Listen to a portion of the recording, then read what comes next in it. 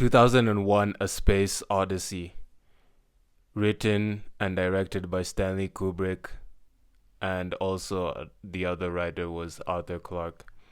Man, I don't even know where to begin. There's a lot to say about this film. There really is a lot to say about this film. Um, I think that film is the perfect representation of how it's the perfect representation of how to be an imaginative person who does a lot of research and does further research upon the research that they've done and basically sit down in a room and start writing the script, filming the film, and editing it. And just talk about, like, you know, how captivating and how innovative the film is, starting with the most obvious aspect of the film, which is the special effects and the camera movement. Absolutely incredible.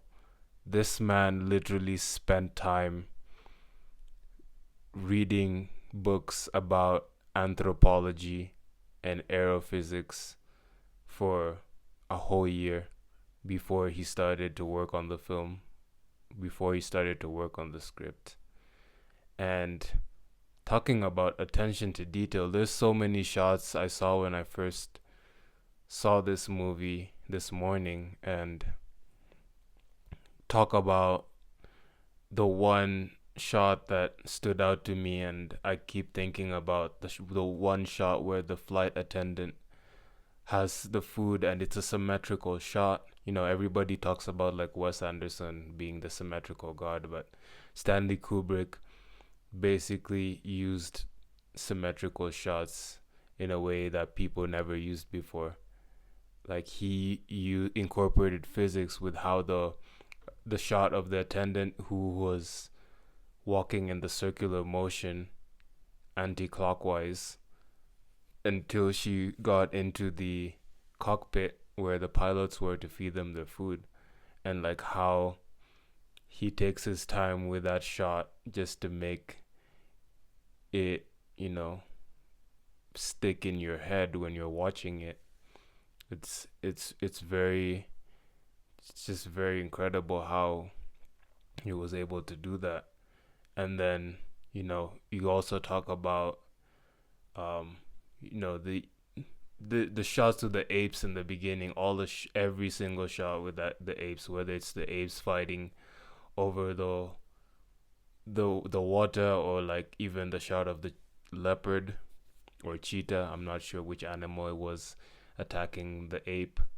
And even the shots of the apes when they're asleep, and then the one ape wakes up to see the monolith standing outside, and the shots of the apes all gathering around the monolith was like, it's just like, you know he knew what to do with minimal dialogue, and his movies and his shots just feel like paintings that people can just pick apart years and years down the line. I was just I just I know nothing. Like, what can I say? I'm speechless. um he knows how to use set design. This guy sat down with designers and they were brainstorming, and I don't know how in their brains, the left brain or left side of the brain and the right side of the brain, how they were able to take apart these ideas, put them on paper, sketch these drawings, and be like, okay, we're gonna use this. Like, you've got to be a cycle. But you know what? Actually it inspires me because it's like, you know, it's a childlike creativity, and like, you know, as a child you just like sketch anything, and some things don't make sense, but they will make sense.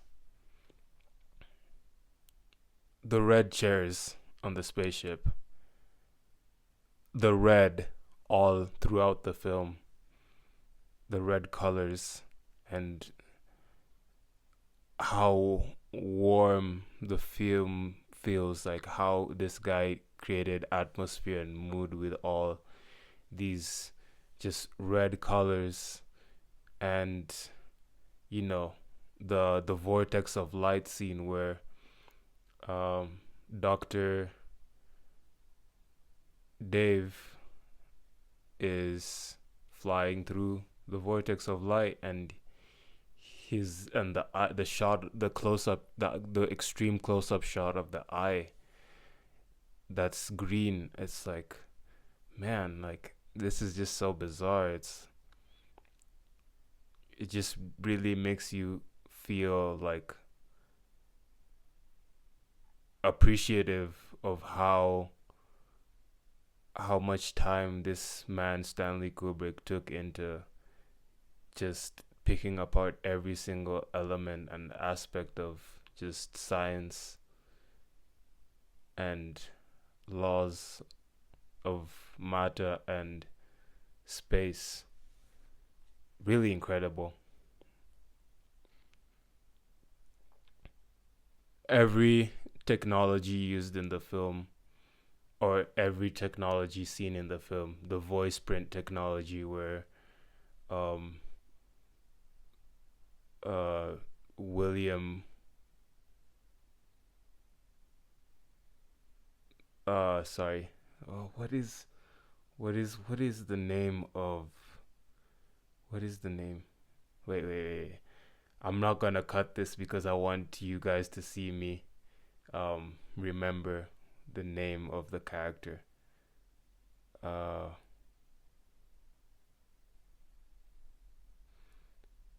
I was just reading about Stanley Kubrick, and Kirk Douglas's name keeps coming into my mind, but I'm trying to think of the name again.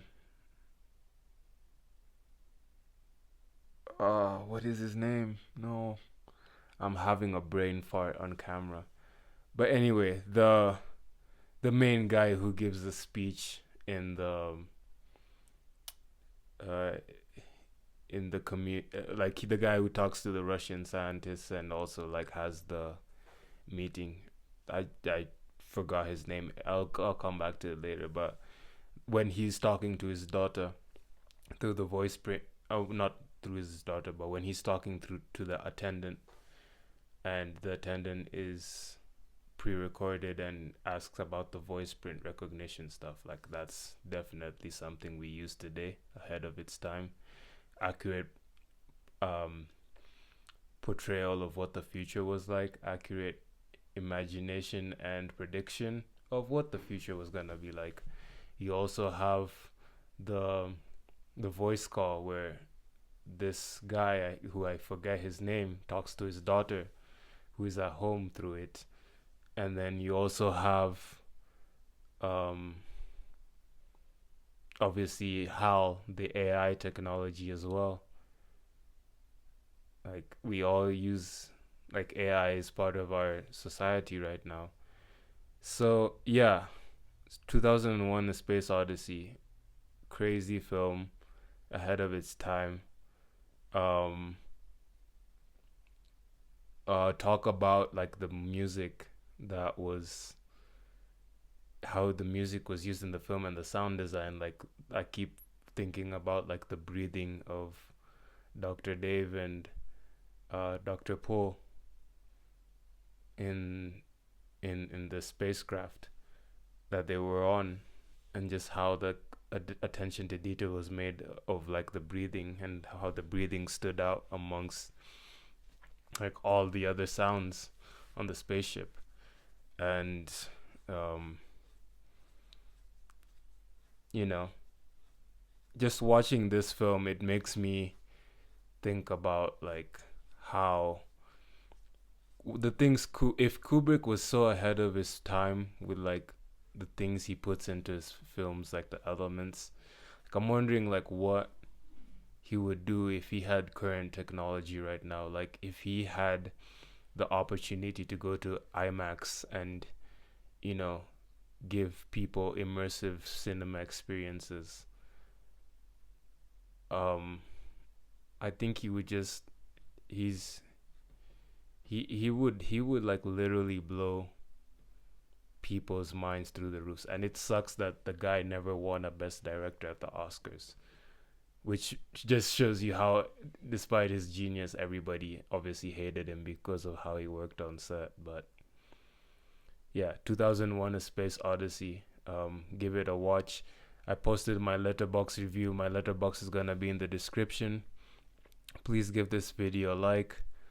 I try not to edit my videos because I like to give a just a raw my raw thoughts and feelings without, you know, editing it or without having it scripted. And I'm sorry if like some things I'm saying are not making sense or not as clear, and some points in the video my thoughts expressed are vague. But I wrote more of my thoughts in my letterbox review of this movie, and this movie is one of the greatest films of all time.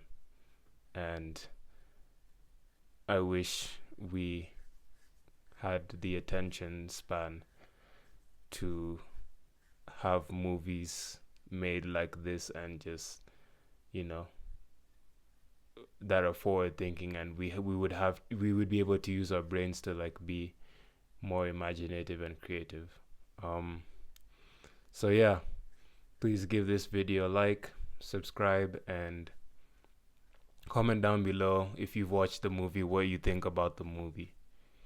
I'm interested to see what you guys think about in the comments.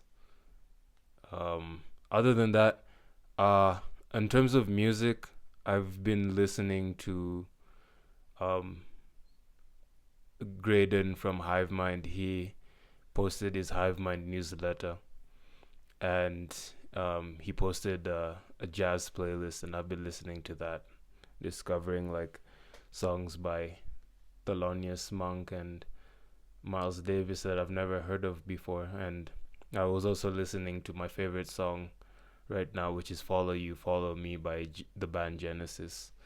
And I've also been listening to some Coldplay stuff from their album Viva La Vida, Death and All of His Friends, which to me is one of my favorite albums of all time.